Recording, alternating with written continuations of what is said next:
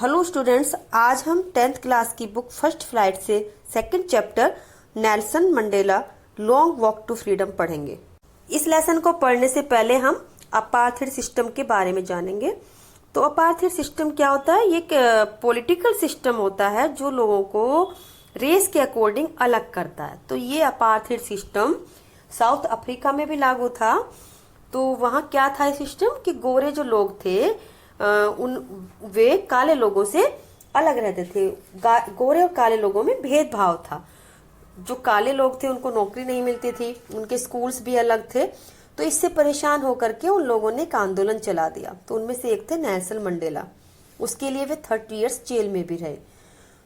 तो वहां से आने के बाद वे प्रेसिडेंट बने साउथ अफ्रीका के, और करीब 300 सालों के बाद ऐसा हुआ कि कोई ब्लैक प्रेसिडेंट बना हो वहां का। तो ये एक ऑटोबायोग्राफी है, मीन्स ये बातें खुद नेल्सन मंडेला ने बताई जब वे प्रेसिडेंट बन गए और उन्होंने शपथ ली। Let's start the lesson now. 10th में डॉन ब्राइट एंड क्लियर। तो नेल्सन मंडेला अपने शपथ समारोह की बात बताते हैं, बोलते हैं कि उस दिन 10th मई था और जो सुबह थी वो बहुत ही ब्राइट और क्लियर थी। For the past few days I had been pleasantly besieged by dignitaries and world leaders who were coming to pay their respect before the inauguration. Besieged by means to be surrounded by. तो वे कहते हैं कि मैं पिछले कुछ दिनों से जो वर्ल्ड के लीडर्स थे और जो रेस्पेक्टेड लोग थे जो मुझे इनॉग्रेशन में सम्मान देने के लिए आ रहे थे, मैं उनसे घिरा हुआ था। The inauguration would be the largest gathering ever of international leaders on south African soil. और साउथ अफ्रीका में सबसे पहली बार ऐसा हुआ था कि इतने सारे इंटरनेशनल लीडर्स इतने ज्यादा संख्या में इकट्ठा हुए थे। The ceremonies took place in the lovely sandstone amphi theatre found by the union buildings in Pretoria. जो सेरेमनीज थी वे प्रिटोरिया की यूनियन बिल्डिंग में सैंडस्टोन के एम्पी थिएटर में हो रही थी। एम्पी थिएटर का मतलब होता है एक बिल्डिंग जो विदाउट ए रूफ होती है, जिसमें सीट्स होती हैं राइजिंग स्टेप्स में। 4 decades this had been the seat of white supremacy। बहुत डिकेड्स तक, कई सौ दशकों तक ये जो सीट थी ये व्हाइट सुपरमेसी की सीट थी, मीन्स यहाँ पर व्हाइट लोगों का ही शासन था। And now it was the site of A rainbow gathering of different colours and Nations for the installation of south Africa's first democratic non racial government. Installation का मतलब होता है एस्टेब्लिशमेंट। तो पहली बार साउथ अफ्रीका में एक डेमोक्रेटिक और non racial government बनने जा रही थी। तो उसके लिए एक रेनबो गैदरिंग इकट्ठी हुई थी। रेनबो गैदरिंग का मतलब कि अलग अलग कलर के लोग थे, व्हाइट लोग, ब्लैक लोग और अलग अलग नेशंस के लोग इकट्ठे हुए थे उसको देखने के लिए। और नॉन रेशियल गवर्नमेंट का मतलब है यहाँ पर कि एक ऐसी गवर्नमेंट जो किसी भी रेस में भेदभाव नहीं करेगी, किसी काले गोरे के साथ अब भेदभाव नहीं होगा। On that lovely autumn day I was accompanied by my daughter Zenani. उस प्यारे से ऑटम के दिन मैं अपनी बेटी जेनानी के साथ वहां पर आया। On the podium mister de Klerk was first sworn in as second deputy president. Sworn means होता है शपथ लेना। तो जो मिस्टर क्लर्क थे उनको सेकंड डिप्यूटी प्रेसिडेंट के रूप में शपथ दिलाई गई। Then Thabo Mbeki was sworn as first deputy president, और थाबो मेकी को फर्स्ट डिप्यूटी प्रेसिडेंट के रूप में शपथ दिलाई गई। When it was my turn, जब मेरी बारी आई, I pledged to obey and uphold the Constitution and to devote myself to the well-being of the Republic and its people। तो मैंने संविधान का पालन करने और अपने रिपब्लिक और उसके लोगों की भलाई के लिए समर्पित होने की प्रतिज्ञा ली। To the assembled guests and the watching world I said। तो जो वहां पर इकट्ठे हुए मेहमान थे और जो पूरी दुनिया मुझे देख रही थी उससे मैंने कहा, today all of us do by our presence here confer glory and hope to newborn liberty.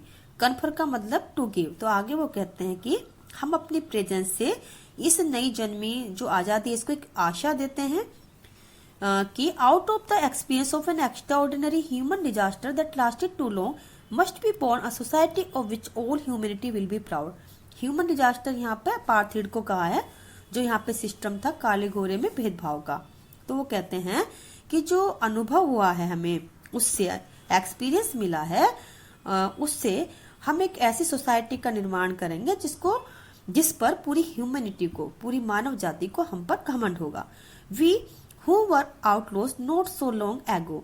We who were outlaws का मतलब यहाँ पर कि अपार्थाइड के कारण बहुत सारे जो कंट्रीज थे उनसे उनके रिलेशंस खत्म हो गए थे, तो वो बहिष्कृत टाइप का।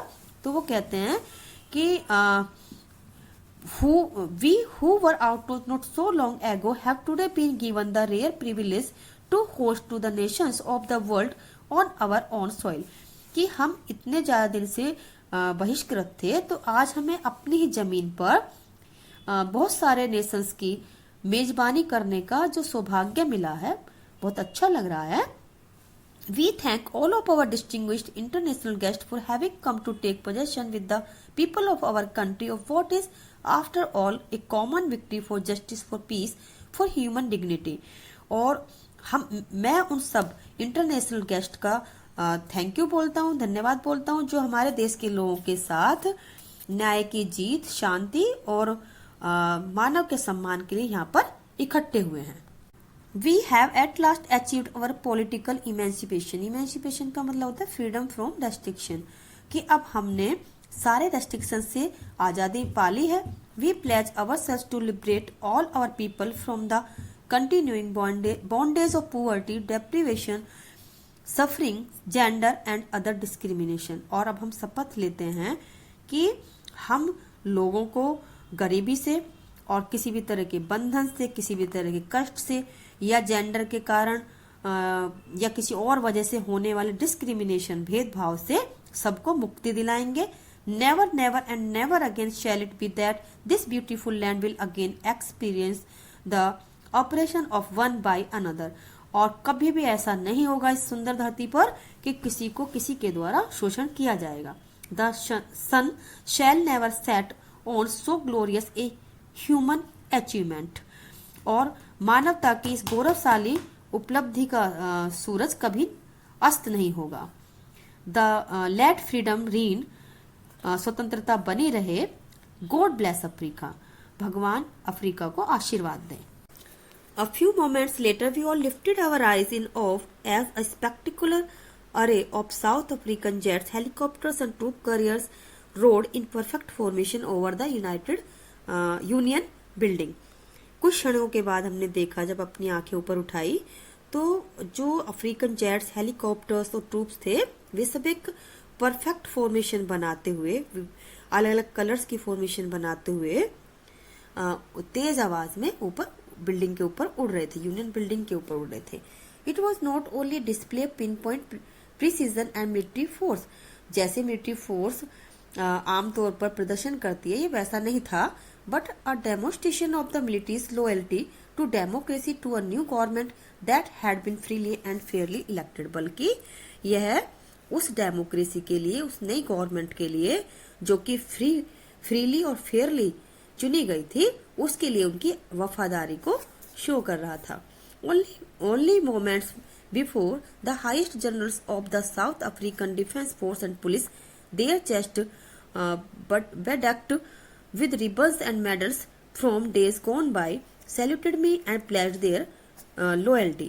कुछ देर पहले ही जो हाईएस्ट जनरल थे साउथ अफ्रीका के डिफेंस फोर्स के और पुलिस के, और जिनके चेस्ट पर, सीने पर बहुत सारे मेडल्स और रिबन लगे हुए थे, अभी कुछ देर पहले उन्होंने मुझे सैल्यूट किया था और अपनी लॉयल्टी की शपथ भी ली थी।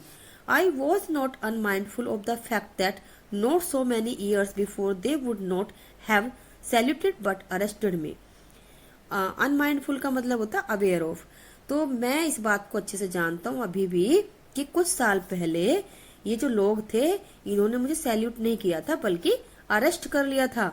और अरेस्ट क्यों कर लिया था? क्योंकि वो एक आंदोलन चला रहे थे, क्योंकि वे काले लोगों से बिलोंग करते थे और एक आंदोलन चला रहे थे, तो ये उनको विरोधी लग रहे थे गवर्नमेंट को, तो इसलिए। Finally chevron of Impala jets left a smoke trail of the black, red, green, blue and gold of the new South African flag। अब फाइनली क्या हुआ कि जो जेट्स थे उनमें से स्मोक निकल रहा था, black, red, green, blue, gold, जो कि न्यू साउथ अफ्रीका के फ्लैग के कलर्स थे। जैसे हमारे इंडिया में 3 कलर्स निकाले जाते हैं, उनके 3 कलर्स का स्मोक निकाला जाता है रेस्पेक्ट करने के लिए इंडिया के फ्लैग की, वैसे ही। The day was symbolized for me by the playing of our 2 national anthems and the vision of whites singing Kosi Sikelel, Africa and blacks singing Die Stem, the old anthem of the Republic। अब वह जो मेरे उद्घाटन समारोह का दिन था, वह मेरे लिए प्रतीक था कि 2 नेशनल एंथम गाए जाएं, और एक सपना भी था कि जो व्हाइट लोग हैं वे न्यू नेशनल एंथम और कोसी सिकेलेल अफ्रीका इसको गाएं, और जो ब्लैक लोग हैं वे पुराने वाले नेशनल एंथम डाई स्टेम को गाएं। क्यों? क्योंकि मैं चाहता था कि दोनों में कोई भेदभाव ना रहे। Although that day neither group new the lyrics of the anthem, और यद्यपि ऐसा भी था कि जो दोनों ही ग्रुप थे वे अपने अपने लिरिक्स को समझ नहीं रहे थे, अपने अपने एंथम के लिरिक्स को नहीं जान पा रहे थे। They once despite they would soon know the words by heart. Despite का मतलब डिसलाइक्ड, क्योंकि वे इनको डिसलाइक करते थे एक दूसरे के नेशनल एंथम को। तो फिर मंडेला कहते हैं कि कोई बात नहीं, धीरे धीरे वे सब समझ जाएंगे। On the day of the inauguration I was overwhelmed with the sense of history. अब मंडेला कहते हैं कि इनॉग्रेशन वाले दिन मुझे हिस्ट्री की याद आ गई। In the first decade of the 20th century, a few years after the bitter Anglo-Boer War and before my own birth, the white-skinned peoples of South Africa patched up their differences and erected a system of racial domination against the dark-skinned people of their own land। कि पहले decade 20th century के पहले decades की बात है, या फिर ये कहें कि जो एंग्लो बोर वार हुआ था उससे कुछ साल पहले, या फिर ये कहें कि मेरे बर्थ से थोड़ा पहले। तो जो व्हाइट स्किन के लोग थे साउथ अफ्रीका के, उन्होंने क्या किया कि भेदभाव करना शुरू कर दिया और एक सिस्टम बना दिया उनके खिलाफ जो ब्लैक स्किन लोग थे। अपनी ही धरती पर एक ऐसा सिस्टम बना दिया, और उसका सिस्टम कौन सा था? अपार्थाइड सिस्टम, उनसे भेदभाव करने का। The structure they created form the basis of one of the harshest most inhuman societies the world has ever known. और वे कहते हैं कि जो इन्होंने ढांचा तैयार किया था वह सबसे ज्यादा इनह्यूमन था, बहुत ज्यादा सख्त था, और ऐसा कभी पूरे वर्ल्ड में सोसाइटी में किसी ने देखा ही नहीं था, जाना ही नहीं था।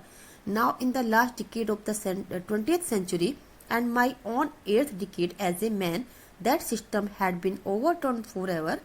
अब वो कहते हैं कि अब लास्ट डिकेड में, 20th सेंचुरी के लास्ट डिकेड में, और ये कहें कि मैं जब 8th डिकेड में हूँ, 8th डिकेड का मतलब मैं 80 साल के आसपास हूँ, 80 से 90 ईयर्स के बीच में हूँ, तब ये जो सिस्टम है ये बिल्कुल उखाड़ फेंका गया है, खत्म कर दिया गया है, and replaced by one that recognise the rights and freedom of all people regardless of the colour of their skin. और इसकी जगह पर एक ऐसा सिस्टम आ गया है जो कि चाहे किसी भी तरह के, किसी भी कलर के, रेस के लोग हों, सबकी आजादी और सबके अधिकारों का यह ख्याल रखेगा। That day had come about through the unimaginable sacrifices of thousands of my people whose suffering and courage can never be counted or repaid। अब मंडेला कहते हैं कि जो दिन आया है ये ऐसे नहीं आया, ये उन हजारों लोगों के सेक्रीफाइस से आया है, उन लोगों के जिनके सफरिंग्स को, कष्ट को और करेज को, साहस को हम काउंट ही नहीं कर सकते और न चुका सकते हैं। I felt that day as I have on so many other days. मैं महसूस कर रहा हूँ, जैसा पहले भी करता रहा हूँ, that I was simply the sum of all those African patriots who had gone before me. कि जो भी मेरे से पहले अफ्रीकन पैट्रियोट्स चले गए हैं, मैं सिर्फ उनका एक जोड़ हूँ। That long and noble line ended. वह जो लंबी और नोबल लाइन थी, वो इतने बड़े देशभक्त थे, वे खत्म हो गए, उनकी लाइन खत्म हो गई। And now began again with me. और वह लाइन मेरे साथ अब शुरू हो गई है दोबारा। I was pained that I was not able to thank them. मुझे इस बात का दुख है कि मैं उनको थैंक्स नहीं बोल पाया। And that they were not able to see what their sacrifice had wrought. और मुझे इस बात का दुख है कि वे अपने सेक्रीफाइस का अचीवमेंट नहीं देख पाए, कि उनके बलिदान का क्या फायदा हुआ, उस फायदे को वे नहीं देख पाए। The policy of apartheid created a deep and lasting wound in my country and my people. आगे वो कहते हैं कि जो अपार्थाइड सिस्टम था, जो काले गोरे के भेदभाव वाला सिस्टम था, उसने मेरे कंट्री और मेरे कंट्री के जो लोग हैं उनको बहुत गहरा घाव दिया है। All of us will spend many years if not generations recovering from that profound hurt. Profound means deep and strong. और वो कहते हैं कि इस गहरे घाव को भरने के लिए अगर हमें जनरेशंस नहीं तो बहुत साल तो जरूर लग जाएंगे। But the decades of operations and brutality had another unintended effect.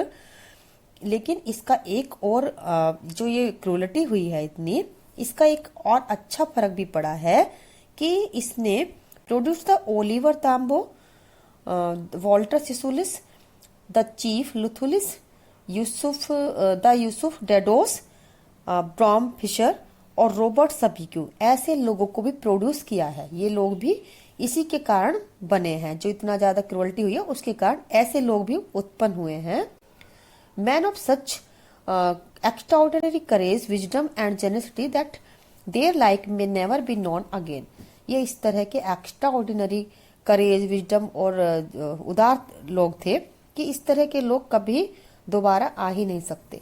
Perhaps it requires such depth of operation the create such heights of character। और शायद इस तरह के कैरेक्टर वाले लोगों के प्रोड्यूस होने के लिए इस तरह की क्वालिटी होना भी बहुत जरूरी होता है। My country is rich in the minerals and gems। मेरा जो कंट्री है वह मिनरल्स और जेम्स के लिए बहुत ज्यादा रिच है। That lie beneath the its soil, जो सोइल में है। But I have always known that its greatest wealth is its people, finer and truer than the purest diamonds. लेकिन मेरा मानना हमेशा ये रहा है कि जो ग्रेटेस्ट वेल्थ होती है, सबसे बड़ी संपत्ति जो होती है, उसके लोग होते हैं जो फाइनर और ट्रू, जो ज्यादा फाइन और ज्यादा ट्रू होते हैं, प्योरेस्ट, सबसे ज्यादा प्योरेस्ट डायमंड से भी। It is from these comrades in the struggle that I learned the meaning of courage। comrades का मतलब होता है फ्रेंड्स।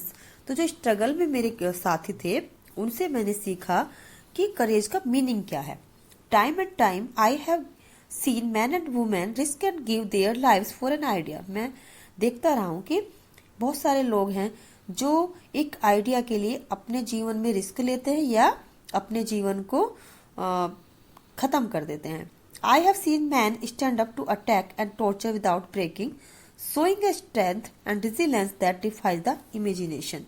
और मैंने ऐसे लोगों को भी देखा है जो अटैक्स का सामना करते हैं और बिना झुके हुए अत्याचारों को सहन करते रहते हैं, मुसीबतों से उबरते रहते हैं, उससे उबरने का साहस दिखाते हैं। तो ये मेरे लिए मेरी इमेजिनेशन से परे है, यानी ये मैं कल्पना ही नहीं कर सकता। I learned that courage was not the absence of fear। मैंने सीखा कि जो करेज है, साहस, वह है फियर की एब्सेंस नहीं है, मतलब डर ना होना करेज नहीं है, but the triumph over it, बल्कि इसके ऊपर जीत पाना करेज है। The brave man is not to be not he who does not feel afraid. एक ब्रेव आदमी वह नहीं होता है कि जो अफ्रेड को, डर को फील नहीं करता है, but he who conquer that fear, बल्कि वह होता है जो उस फियर पर जीत पा लेता है। No one is born hating another person because of the colour of his skin और हिज बैकग्राउंड और हिज रिलीजन। वो कहते हैं कि जन्म से कोई ऐसा नहीं होता कि वह किसी को उसकी स्किन के कारण या बैकग्राउंड के कारण या रिलीजन के कारण हेट करे। People must learn to hate. लोगों को हेट करना सीखना चाहिए। And if they can learn to hate, अगर वे हेट करना सीख सकते हैं, they can taught to love, तो उनको लव करना भी सिखाया जा सकता है। For love comes more naturally to the human heart than its opposite. क्योंकि जो लव होता है वह हेट की अपेक्षा जो हार्ट है हमारा उसमें नेचुरल तरीके से आता है। Even in the grimmest times in prison when my comrades and I were pushed to our limits.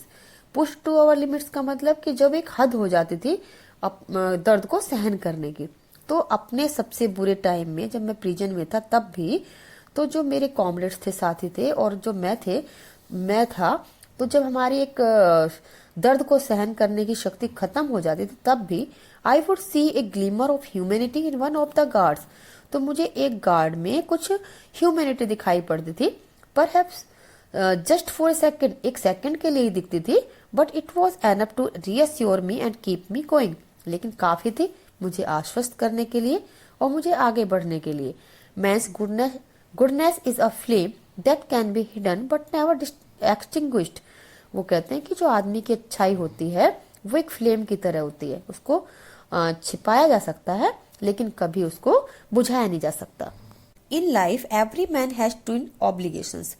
तो मंडेला कहते हैं कि लाइफ में हर किसी की दो ऑब्लिगेशंस होती है। Obligations to his family, to his parents, to his wife and children, and he has an obligation to his people, his community, his country. एक तो होती है अपनी फैमिली, पेरेंट्स, वाइफ और चिल्ड्रन के लिए, और जो दूसरी ऑब्लिगेशन होती है वो अपने लोगों के लिए, कम्युनिटी के लिए और कंट्री के लिए होती है। In a civil and human society each man is able to fulfil those obligations according to his own inclination and abilities. और कोई भी अगर कोई सभ्य समाज है, ह्यूमन सोसाइटी है, तो उसमें आदमी जो है वह अपनी दोनों ऑब्लिगेशंस, अपनी दोनों ड्यूटीज को पूरा कर लेता है अपने झुकाव और अपने एबिलिटीज से। But in a country like South Africa, it was almost impossible for a man of my birth and color to fulfill both of those obligations. लेकिन साउथ अफ्रीका जैसी कंट्री में मेरे जैसे बर्थ और कलर के आदमी के लिए दोनों ऑब्लिगेशंस को पूरा करना इम्पॉसिबल था। In South Africa, a man of colour who attempted to live as a human being was punished and isolated.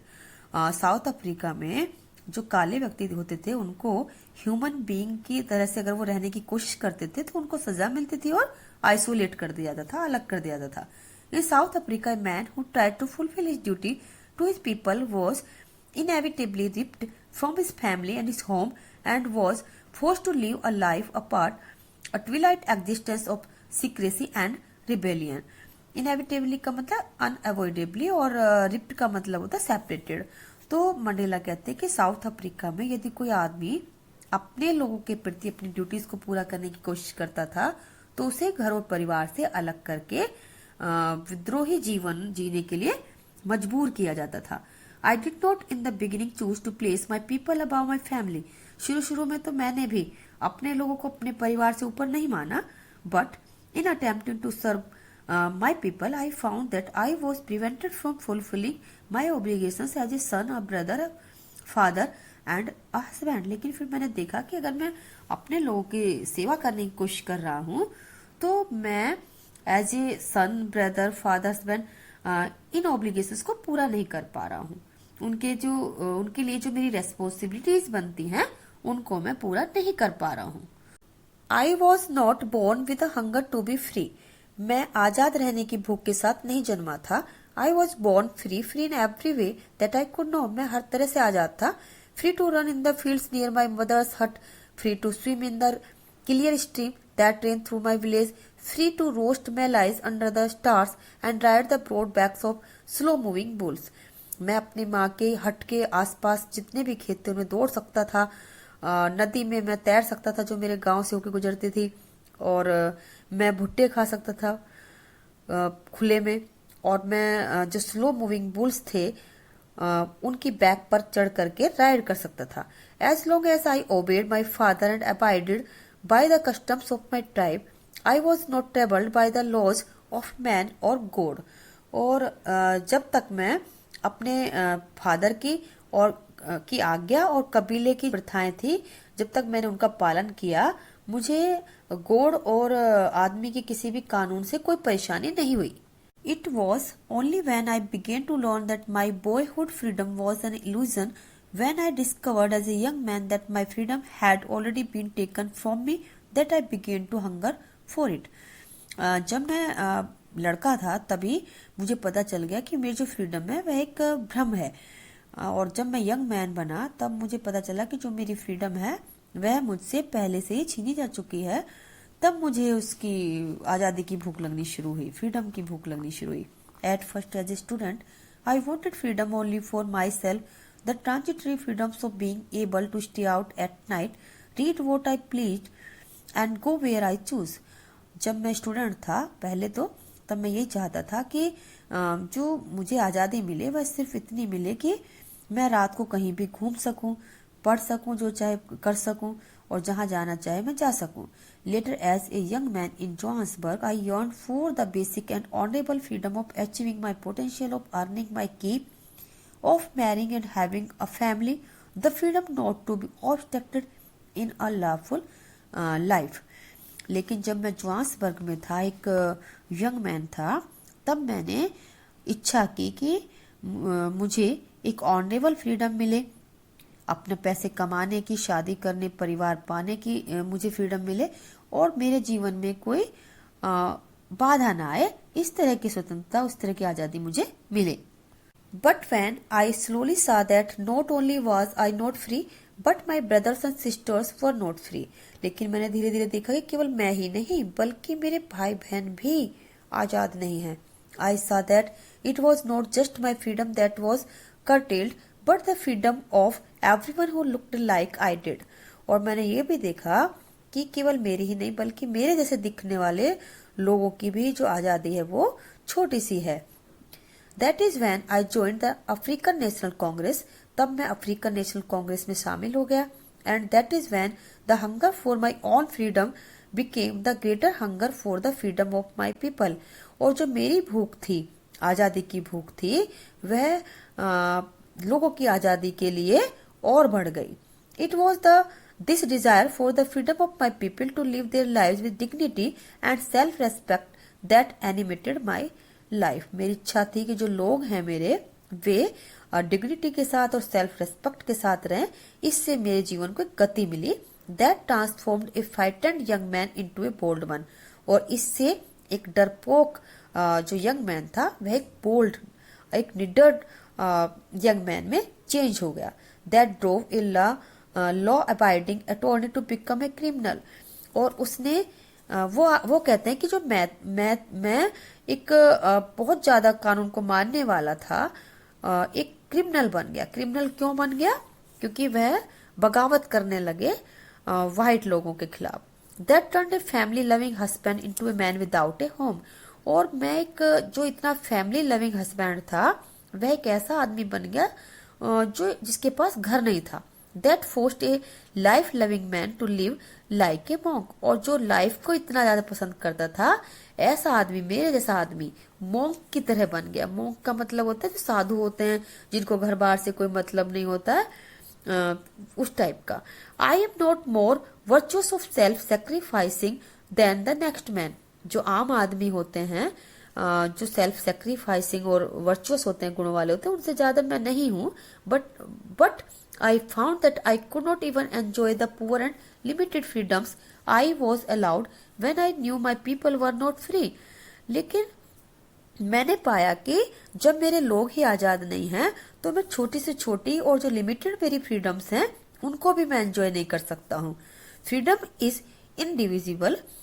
जो फ्रीडम होती है वो इनडिविजिबल होती है। The chains on everyone of my people were the chains on all of them. अब जो लोगों के ऊपर जो बंधन थे, उसका मतलब था कि किसी पर भी अगर बंधन है, किसी भी आदमी पर, तो सब पर है। The chains on all my people were chains on me. और अगर मेरे लोगों पर बंधन लगाए गए हैं, तो वे मेरे ऊपर बंधन है। I knew that the oppressors must be liberated just as surely as the oppressed. अब मंडेला कहते हैं कि मैं जानता था कि अत्याचारी को भी अत्याचार सहन करने वालों की तरह से ही आजादी मिलनी चाहिए। A man who takes away another man's freedom is a prisoner of hatred. क्योंकि मेरा मानना यह है कि अगर कोई आदमी किसी की आजादी को छीनता है, तो वह घृणा का कैदी होता है। He is locked behind the bars of prejudice and narrow mindedness. और वह संकीर्ण मानसिकता और पक्षपात के पीछे कैद होता है। I am not truly free if I am not taking away someone else's freedom just as surely as I am not free when my freedom is taken from me। उनका मानना है कि मैं आजाद नहीं हूँ अगर मैं किसी की आजादी को छीन रहा हूँ, और अगर मेरी आजादी छीनी जा रही है तो भी मैं आजाद नहीं हूँ। The oppressed and the oppressors alike are robbed of their humanity। कि जो अत्याचारी है वो भी और जिसके ऊपर अत्याचार हो रहा है वह भी, दोनों ही से मानवता छिन गई है। If you like my video, please share it with your friends and feel free to ask in the comments if you have any doubt. Thank you and have a nice time.